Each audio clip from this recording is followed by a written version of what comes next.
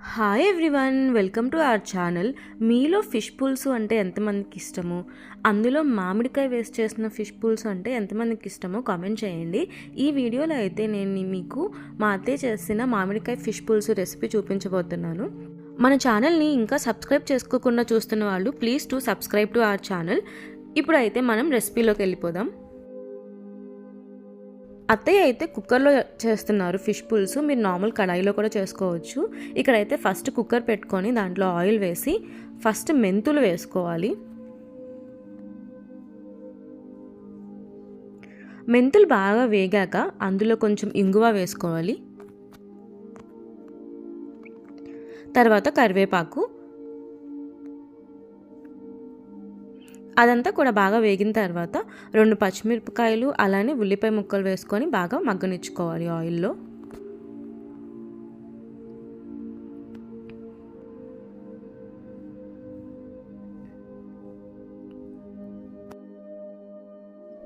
Onions బాగా మగ్గిన తర్వాత ఇందులో ఇంకా క్లీన్ చేసుకున్న చేప ముక్కలు వేసుకోవడమే. ఇక్కడ మేము యూజ్ చేస్తున్న చేప అయితే బొచ్చ చేప అంటారు కదా, అది. భార్గవ్ వాళ్ళకి ఏంటంటే కొరమేను ఫిష్ చాలా ఇష్టము, నాకేమో ఈ ఫిష్ ఇష్టము, అందుకని చెప్పి ఈ ఫిష్ వండుతున్నారు. ఇప్పుడు ఇందులో సాల్ట్ ఇంకా పసుపు వేసి ముక్కలు చిదిగిపోకుండా బాగా కలుపుకోవాలి.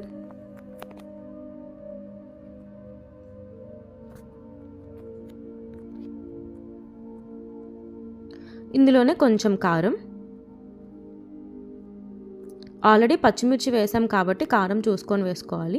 అండ్ ఇందులోనే చింతపండు పులుసు వేసుకోవాలి.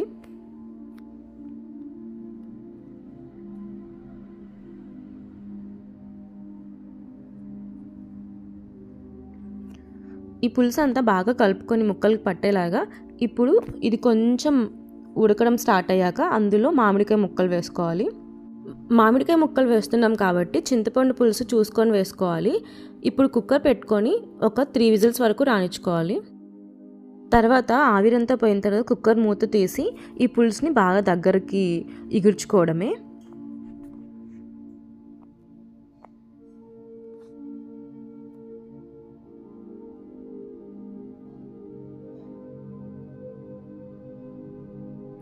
ఫైనల్గా ఇందులో కొంచెం కొత్తిమీర వేసుకొని పులుసు దగ్గర పడ్డాక స్టవ్ ఆఫ్ చేసుకోవడమే. అంతే, ఫిష్ పులుసు రెడీ అయిపోతుంది. ప్రాసెస్ అయితే చాలా సింపుల్గా అనిపించింది నాకు ఫస్ట్ టైం చూసినప్పుడు.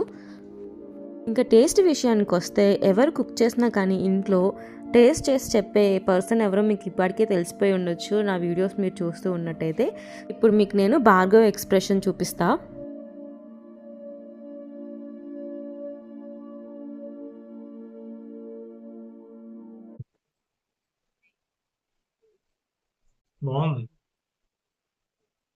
అంతే, ఈ వీడియో మీకు నచ్చితే ప్లీజ్ లైక్ చేయండి and please subscribe to our channel.